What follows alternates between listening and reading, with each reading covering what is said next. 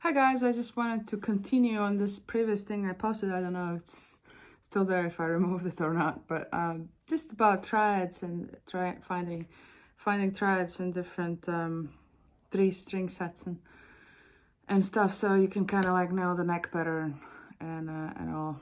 When you look for that, first thing you do is obviously you want to think of, okay, what notes you're playing, which one is root, which one is a third, which one is 5. So what we're talking about, I'm gonna just take a simple example of a C major triad, and obviously this information can be applied to any other triads, whether it's augmented or maybe even sus2 or sus4 or anything.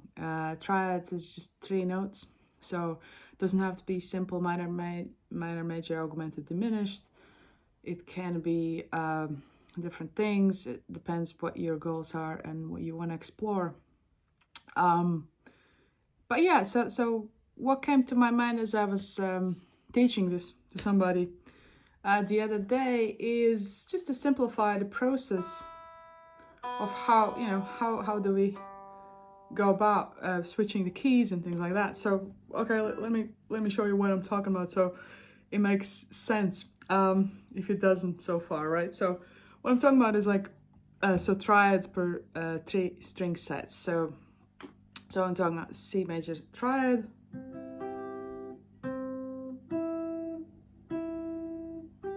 right? So that's the 3-string set first. Then you have this one. Then you have this one. And this one.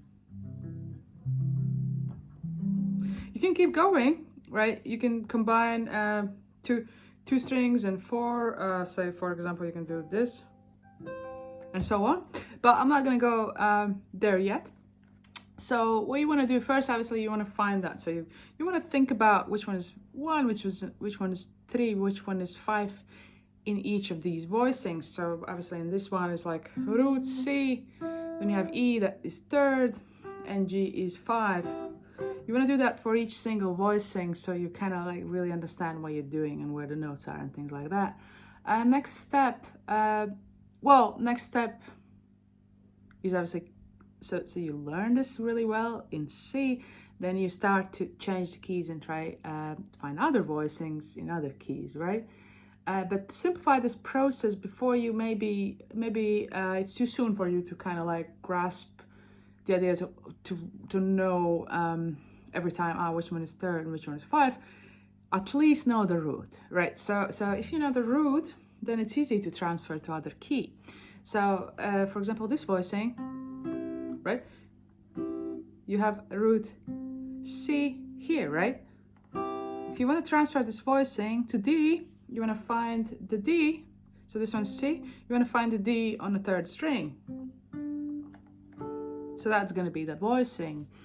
Same thing with this one. So you have this voicing in C, and that's the root. And if you want to transfer that to D, you find the D on the 1st string, and that's there. Just put that voicing in that place. With the last one, it's actually pretty simple because you have the C here, right? C is on the 2nd string, and that's that first chord a lot of people learn in the beginning, one of the open chords. So, right? So that's the voicing. So that's pretty much that. Like, it's gonna help you to learn your neck better and things like that.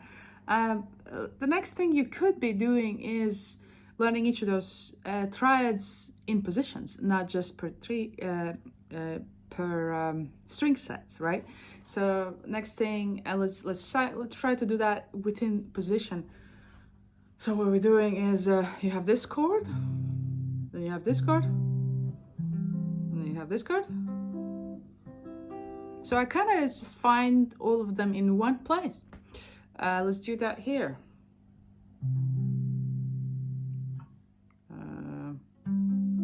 Sorry, so we can kind of like make that choice whether we want to jump here or we just move here. or we jump, right? So let's stick around. So we can do it that way. Let's do it with jumping, and so on. Let's do that here as well. So again, you can kind of choose to jump or not, right? You can kind of go there, or you can go,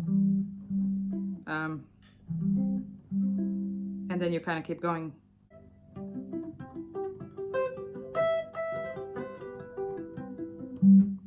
And so on. Sorry about that. So what we're seeking is like just explore the neck and finding everything everywhere, pretty much.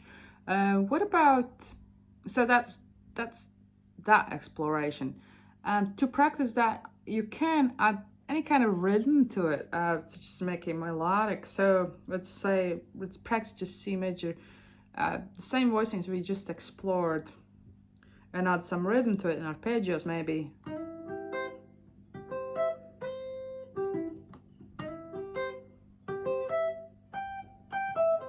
Right? So I'm kind of like starting to add a little bit like rhythmical kind of ideas to it and things like that. The other thing you could, okay, let me give you a different example of that same thing.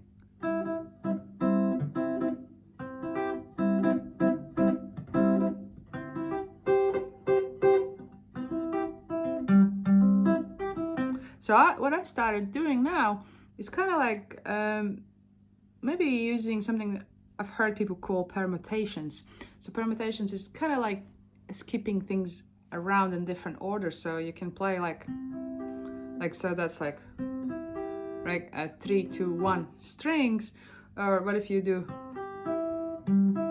so you kind of start with 3, then you go to 1, and then you go to 2, and set and keep that same permutation if you go in a position, and then you kind of keep going, right? So that's one idea.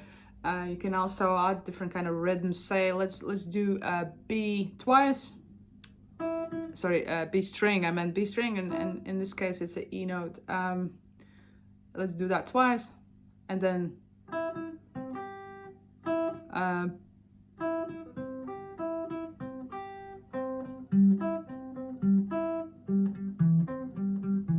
okay, that's, I don't know, it sounds kind of strange, but I'm talking about just creative approaches. You can, go anywhere really. You can say if you want to practice odd time signatures, you start adding 1, 2, 3, 4, 5, 7. Let's say 1, 2, 3, 1, 2, 3, 4. 7. You can count different ways. So 1, 2, 3, 4, 1, 2, 3.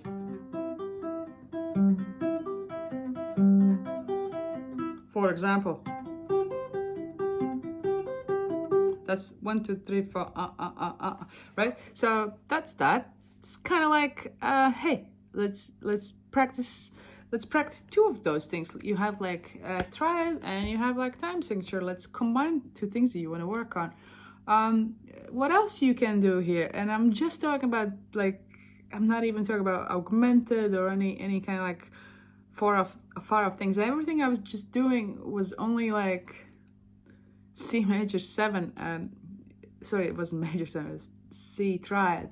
So switching to other key, I covered that. I'll give you one more thing you could do with triads. So one was to do like 3 string sets.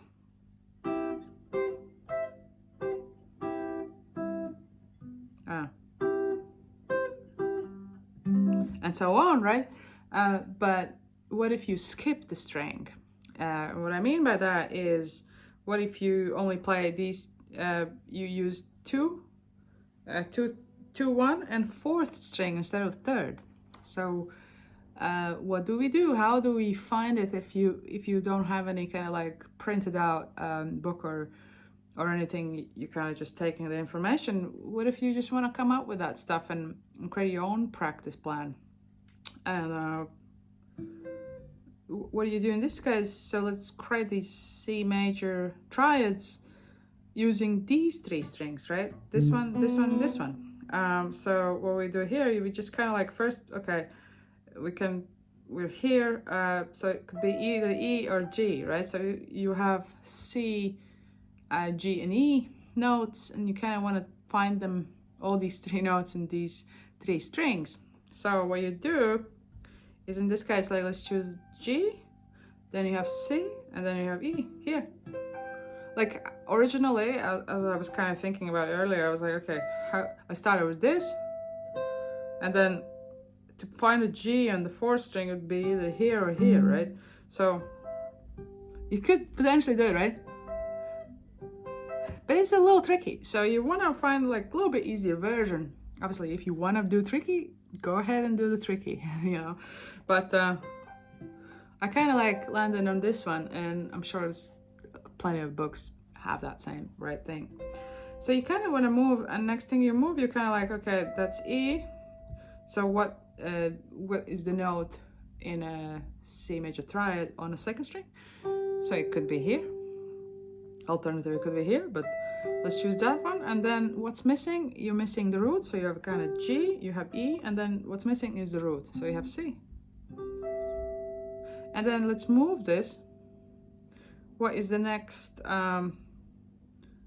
note on here? So you have like C, then you're finding one of the notes in one of the notes you need on the second string.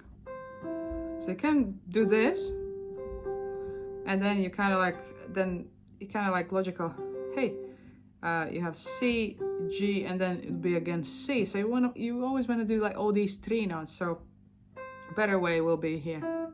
So you have like C, and then you have E, and then you have G here, right? So that's that. And then this one I think was the same one as it was here, right? So that's just one of the things you can kind of like sit around and experiment and think about. Yeah, so do that same thing in more keys, first of all, more on all the keys, not just C. And as I said, transferring this information is simply finding the root. So let's do that stuff I just did. So root is here. And you want to transfer that voicing into E, for example, right?